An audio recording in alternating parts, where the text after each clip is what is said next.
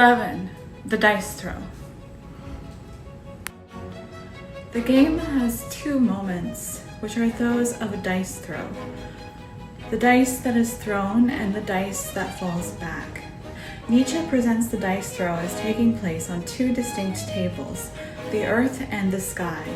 The earth where the dice are thrown, and the sky where the dice fall back.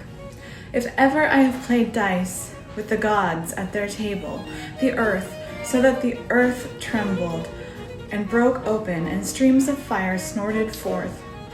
For the earth is a table of the gods, and trembling with creative new words and the dice throw of the gods.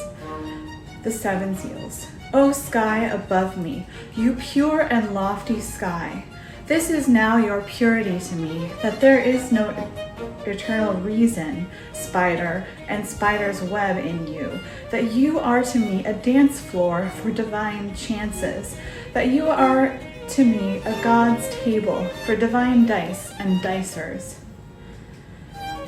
But these two tables are not two worlds. They are the 2 hours of a single world, the 2 moments of a single world, midnight and midday, the hour when the dice are thrown, the hour when the dice fall back.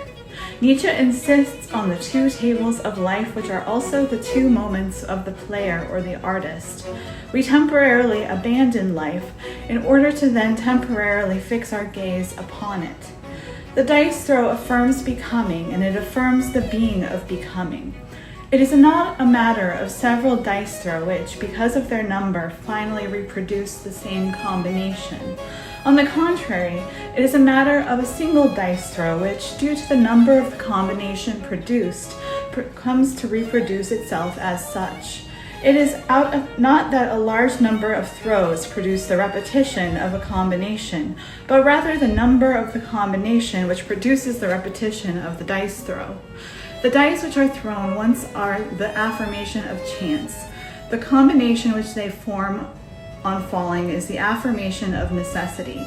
Necessity is affirmed of chance in exactly the sense that being is affirmed of becoming, and unity is affirmed of multiplicity. It will be replied in vain that thrown to chance, the dice do not necessarily produce the winning combination, the double 6 which brings back the dice throw. This is true, but only insofar as the player did not know how to affirm chance from the outset. For just as a unity does not suppress or deny multiplicity, necessity does not suppress or abolish chance. Nietzsche identifies chance with multiplicity, with fragments, with parts, with chaos, the chaos of the dice that are shaken and then thrown. Nietzsche turns chance into an affirmation. The sky itself is called chance sky, or innocence sky, from before sunrise. The reign of Zarathustra is called great chance, the honey offering, and of old and new law tables. Zarathustra calls himself the redeemer of chance. By chance, he is the world's oldest nobility, which I have given back to all things. I have released them from their servitude under purpose. I have found this happy certainty in all things, that they prefer to dance on the feet of chance from before sunrise.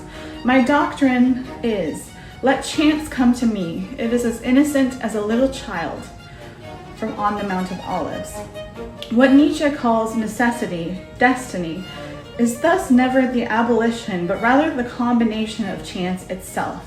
Necessity is affirmed of chance, inasmuch as chance itself affirmed. For there is only a single combination of chance as such, a single way of combining all the parts of chance, a way which is like the unity of multiplicity, that is to say, number or necessity. There are many numbers with increasing or decreasing probabilities, but only one number of chance as such, one fatal number which reunites all the fragments of chance, like midday gathers together the scattered parts of midnight.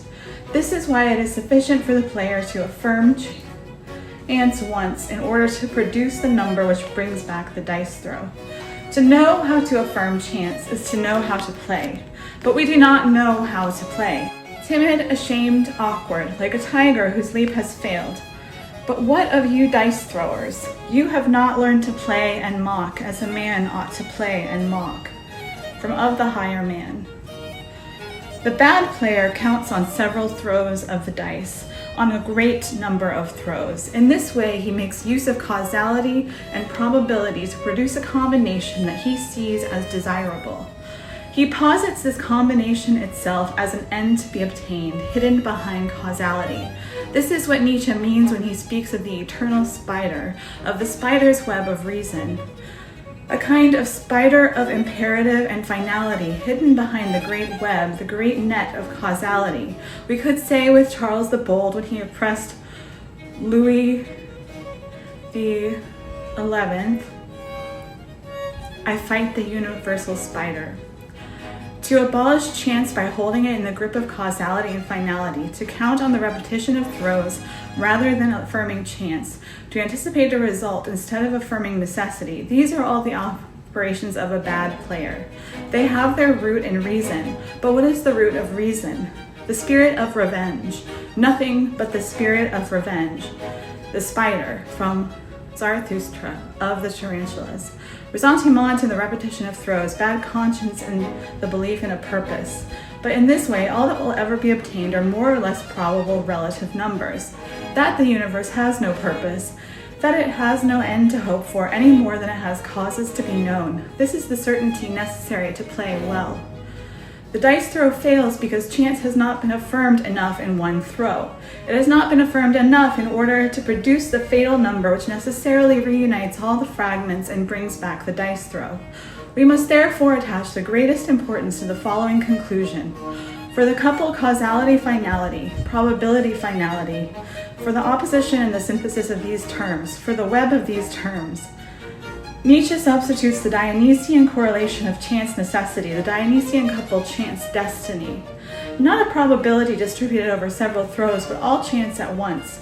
Not a final desired willed combination, but the fatal combination, fatal and loved, amor fati. Not the return of a combination by the number of throws, but the repetition of a dice throw, by nature of the fatally obtained number.